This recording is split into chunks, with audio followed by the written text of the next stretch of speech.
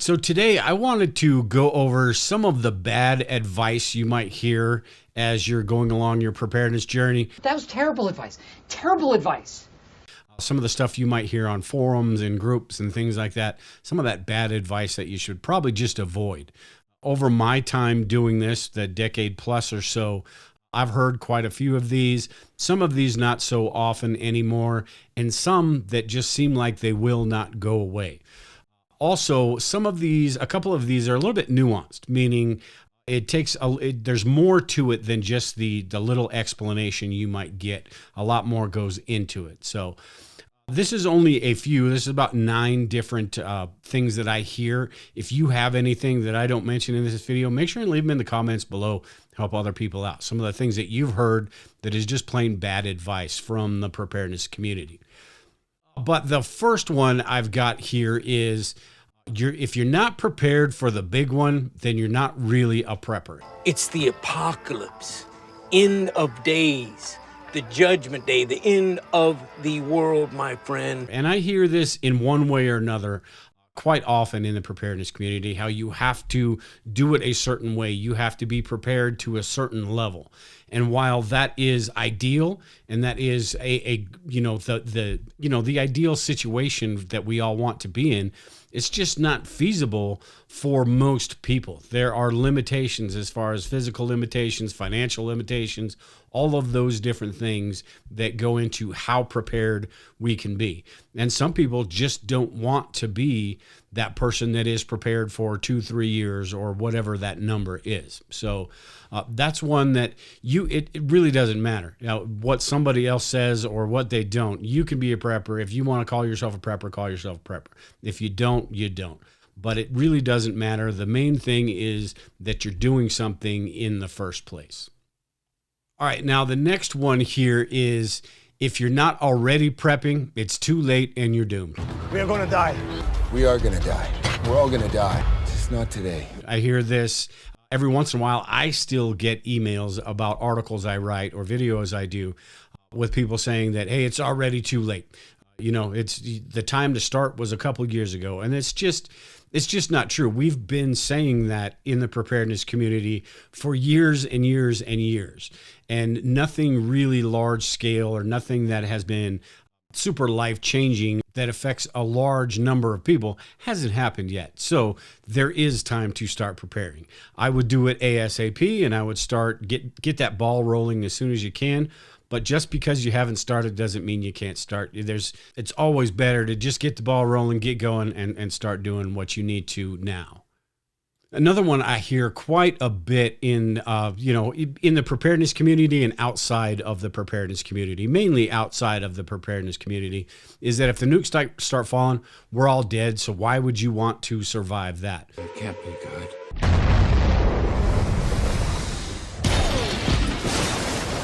And the truth of the matter is, if the nukes start falling, sure, if you're in ground zero, if you're in that blast radius, you're toast, literally toast. But if you're outside of that, there's a possibility, and the further outside of that, there's a possibility that you do survive. And what are you going to do if you survive? So being prepared means that we're paying attention to the fallout, the radiation, all those things that could affect us. And if we're not prepared for that and we do survive, it's going to be a slow, painful death, basically. So saying that the nukes are going to fall what's the point? Who would want to live after that anyway? You may not have a choice, and you may be alive. So you might as well prepare to do something in case that happens. And a nuclear war isn't the complete utter destruction of mankind that people used to think it is. There's a lot more that goes into that. So again, this is just one of those fallacies that, hey, now if you live in a city, maybe, because that's where most of the bombs are going to drop. If you live in a target of an environment that is going to be a target, maybe, but you just never know. So the next one I hear, and this is one of those not so much anymore, because everything is online these days. But I've heard people say you need to be completely off the grid. Get me off the grid. You need to be completely hidden from the government and all of these different things and erase your tracks on the internet. And it's just not possible. Now, we do need to take steps to mitigate what we do online and what we say online and which lists we get on, because like it or not, we're all on some sort of list. And these days, there's getting to be more and more lists. So we do need to mitigate that stuff. But to say that you're going to completely erase your online footprint, it's just not feasible. Most of us have jobs. If you own a home, you've got paperwork. If you have credit cards or anything like that, there is going to be a digital footprint of you. Now, it's not to say it's not impossible, but it's not very feasible for a majority of the environment to go out and live like a hermit in the middle of the woods. It's just not feasible. So while we do need to take steps to mitigate how much we do online and what we do online, there's no way to go completely off the grid as far as your online presence. All right, another one, and this is another one that I don't hear so much anymore, but you got to get rid of all those modern conveniences. The internet? Yeah, it's like a series of computers that are connected through... Computers? So you hear all the time about how this manual supply is going to be better and this manual supply is going to be better. You can't depend on GPS and things like that. And while there is some truth to that, this is one of those that's a little bit nuanced.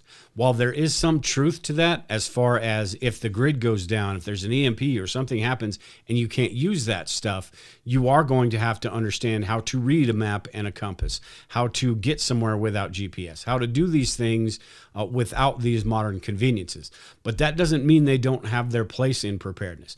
They've made preparedness a whole lot easier than it ever has been, as far as gathering information, having the ability to get that information, share ideas with other people in the preparedness community, learn from other people. So all of these conveniences are great, but in a large scale, some sort of grid down type situation, yeah, you don't want to depend on those.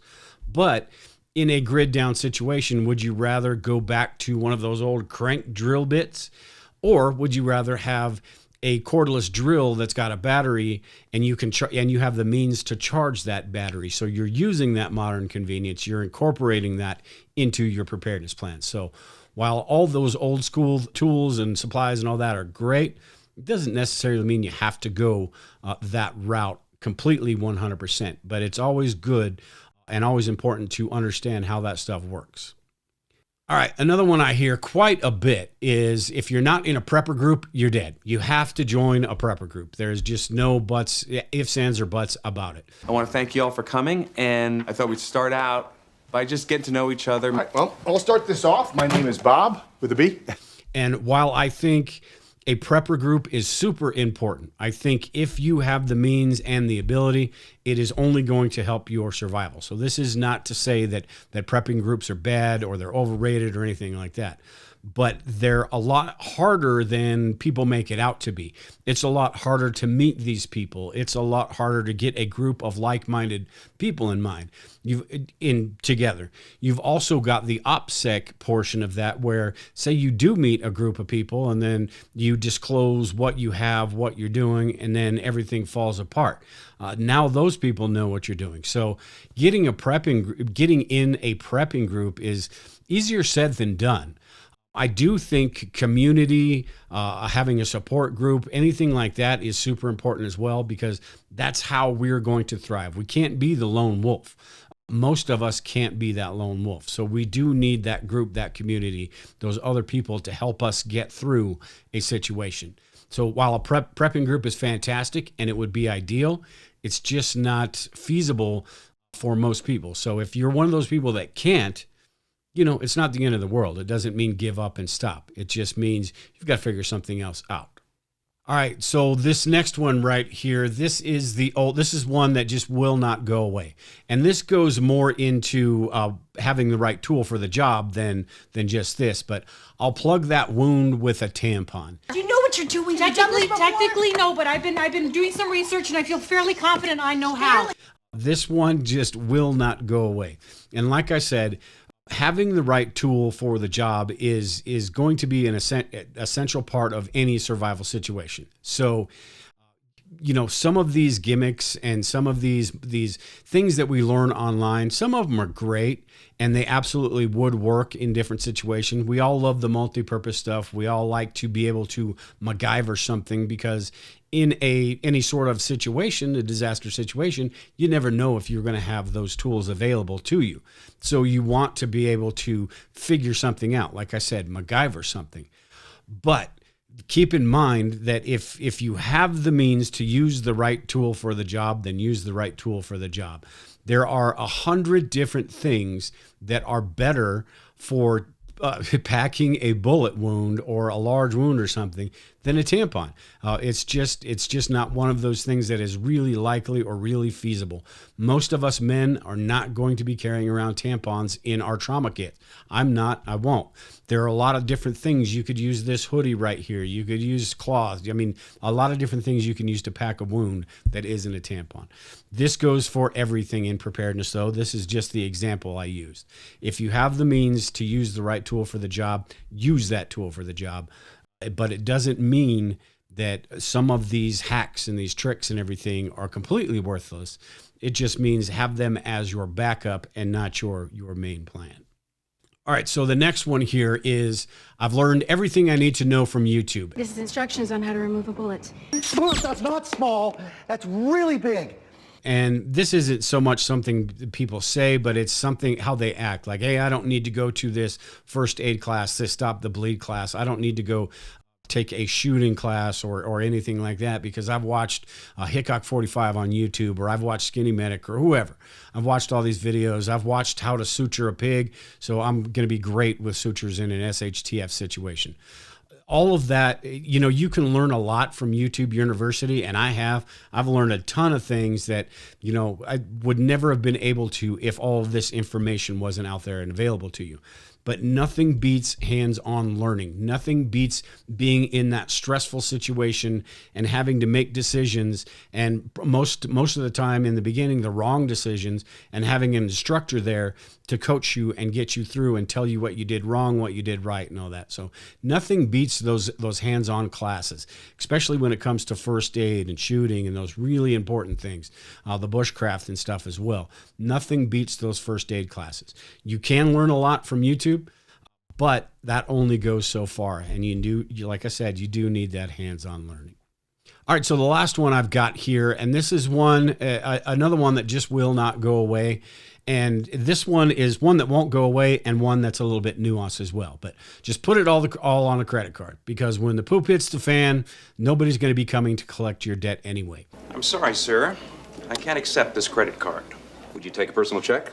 While that may be true in 1% of disaster situations or disaster scenarios, most of the time, if you owe people money, they're coming to get that money from you. So if you go into debt because you think everything's about to just go to crap, so you just max out all your credit cards, you buy a bunch of food storage, you buy a bunch of prepping supplies and the greatest bug out bag and all that stuff, and then it doesn't go to crap or it doesn't go as bad as you thought it was going to, now you owe on all that stuff. And now what are you going to do? Being in debt makes you less prepared because you're beholden to somebody. With living without debt is freedom, basically, because you don't owe anybody. And that's what is at the core of preparedness, is not being dependent on anybody for your survival or your situation. So like I said, this is a little bit nuanced because there are times when it may be the only choice you have is to put something on a credit card. If there is something imminent, you know for sure, and there's no way that you can get enough food or whatever to go withstand that disaster event, whether that's a natural disaster or something, then yeah, you know what? You don't have a choice. You got to put it on the card. It's better to have a little bit of debt and survive that disaster situation than not go into debt and not survive that situation. So yeah, just put it on my platinum card. Like I said, it's a little bit nuanced, but for the most part, you want to do your best to get out of debt. Use cash while we still can. Do things like that will help you get out of debt, help you decrease the amount that you're dependent on other people, and decrease the amount that in a disaster situation, say it's a depression type situation that could be unfolding to some level, they can't come take your stuff. Now, homes, that's a difficult one, but other stuff, your car, a bunch of different things. If you're not in debt, they can't come take it because it's not theirs. They have no right to it. So try to get out of debt as much as possible. And that's just a good good idea for life, not just for prepping. So at any rate, that's the ones I have for this video. You done already? If you guys have any that you've heard and it just drives you crazy, or you know, some stuff that you've heard on Facebook or wherever, forums, in groups, and it's just, you know, it's bad advice. I know for some of you that have been doing this for a while, you've probably heard your fair share, just like I have, but it would help other people too if they get that advice from people who actually have been doing this for a while and know what they're talking about. But at any rate, I appreciate y'all listening today. Like I said, leave a comment below and let me know your thoughts. If you like the video, make sure and subscribe to the channel. Make sure and share the video out. But with that, take care and prepare. We'll talk to y'all later.